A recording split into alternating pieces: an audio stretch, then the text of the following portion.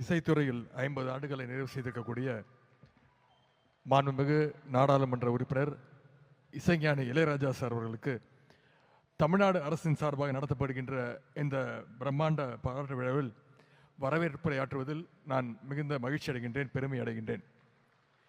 இந்த வாய்ப்பை எனக்கு அளித்த தமிழ்நாடு முதலமைச்சர்களுக்கு முதல் என்னுடைய வணக்கத்தையும் நன்றியும் நான் தெரிவித்துக் கொள்கின்றேன். தமிழ்நாட்டுக்கு எத்தனையோ அடையாளங்கள் இருக்கின்றன.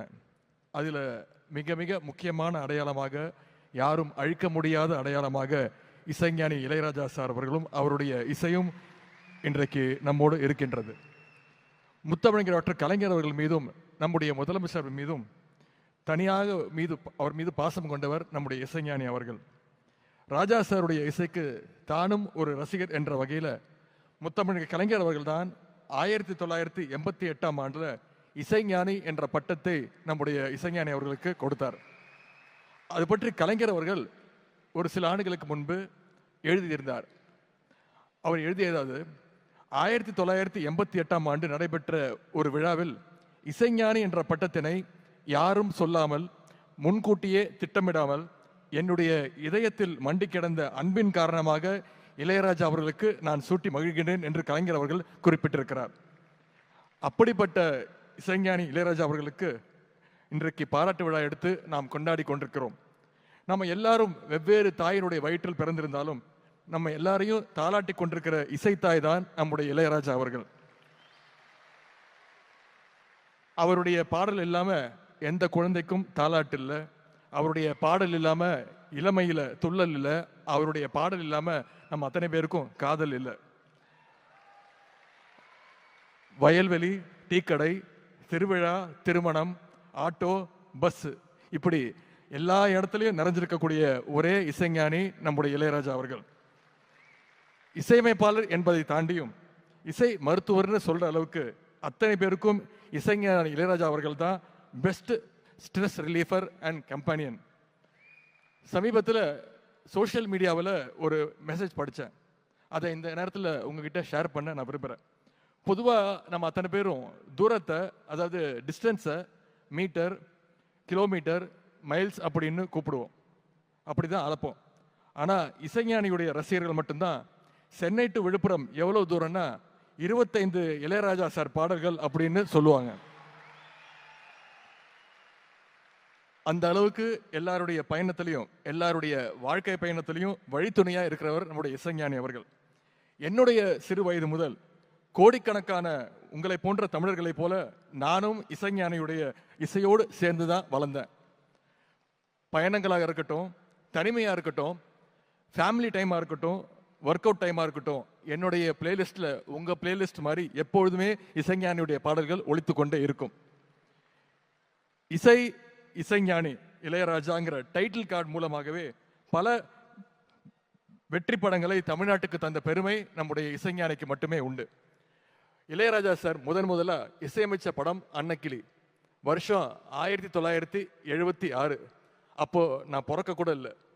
அன்னைக்கு தொடங்கிய அவருடைய இசை பயணம் இன்னைக்கு பல பரிமாணங்கள்ல வெளிப்பட்டுக்கிட்டு இருக்கு.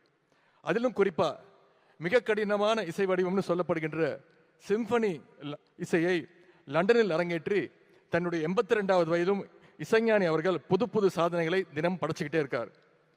எப்படி ஒருத்தர் சுறுசுறுப்பா, டிசிப்ளின்டா, அதே நேரத்தில் கிரியேட்டிவா இருக்கணும் அப்படிங்கிறதுக்கு நாம அத்தனை பேருக்கும் ஒரு எக்ஸாம்பிளா இருக்கக்கூடியவர் தான் நம்முடைய இசைஞானி அவர்கள். லண்டன்ல அரங்கேற்றப்பட்ட இசைஞானியுடைய சிம்பனியை நேரில் கேட்டு ரசிக்க முடியலன்னு உங்கள பல பேருக்கு அந்த வருத்தம் இருந்திருக்கும். அதே வருத்தம் இன்னைக்கு வரைக்கும் எனக்கும் இருந்தது. அந்த ஏக்கத்தை நம்முடைய முதலமைச்சர் அவர்கள், நம்முடைய அரசு இன்னைக்கு நம்ம அத்தனை பேருக்கும் செஞ்சு காட்டியிருக்கு. அதுவும் மிகப்பெரிய ஒரு பாராட்டு விழாவோட இன்னைக்கு இந்த சிம்பனி இசை விழாவும் நடந்திருக்கு. இது இசைஞானி அவருக்கு மட்டும் பெருமை இல்லை, ஒட்டுமொத்த தமிழ்நாட்டுக்கும், ஒட்டுமொத்த ஒவ்வொரு தமிழனுக்கும் இந்த பெருமை. இந்த பெருமைக்குரிய விழாவுக்கு தலைமையேற்றுள்ள மாண்புமிகு தமிழ்நாடு முதலமைச்சர் அவர்களை வருக வருக என வரவேற்கின்றேன். இன்னைக்கு விழாவுடைய நாயகர் மாண்புமிகு நாடாளுமன்ற உறுப்பினர் இசைஞானி அவர்களை வருக வருக என வரவேற்கின்றேன். மாண்புமிகு நாடாளுமன்ற உறுப்பினர் உலக நாயகன் கமல் சார் அவர்களையும் வருக வருக என்று வரவேற்கின்றேன். சிறப்புக்குரிய விழாவுக்கு வருகை தந்துள்ள நம்முடைய சூப்பர் ஸ்டார் ரஜினி சார் அவர்களையும் வருக வருக என்று வரவேற்கின்றேன். மாண்புமை உயர்நீதிமன்ற நீதியரசர்களை வருக வருக என வரவேற்கின்றேன்.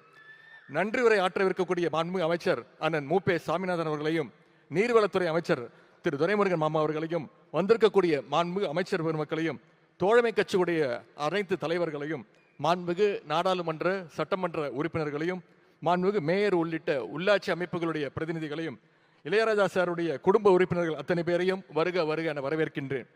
தலைமைச் செயலாளர் திரு முருகானந்தம் ஐஏஎஸ் அவர்களையும், முதலமைச்சருடைய செயலர் திரு சண்முகம் ஐஏஎஸ் அவர்களையும், தமிழ் வளர்ச்சி மற்றும் செய்தித்துறை அரசு செயலாளர் திரு ராஜாராமன் ஐஏஎஸ் அவர்களையும், செய்தி மற்றும் மக்கள் தொடர்புத்துறை இயக்குனர் திரு வைத்தியநாதன் ஐஏஎஸ் உள்ளிட்ட அனைத்து அரசு அதிகாரிகள், காவல்துறை அதிகாரிகள் அனைவரையும் வரவேற்று மகிழ்கின்றேன்.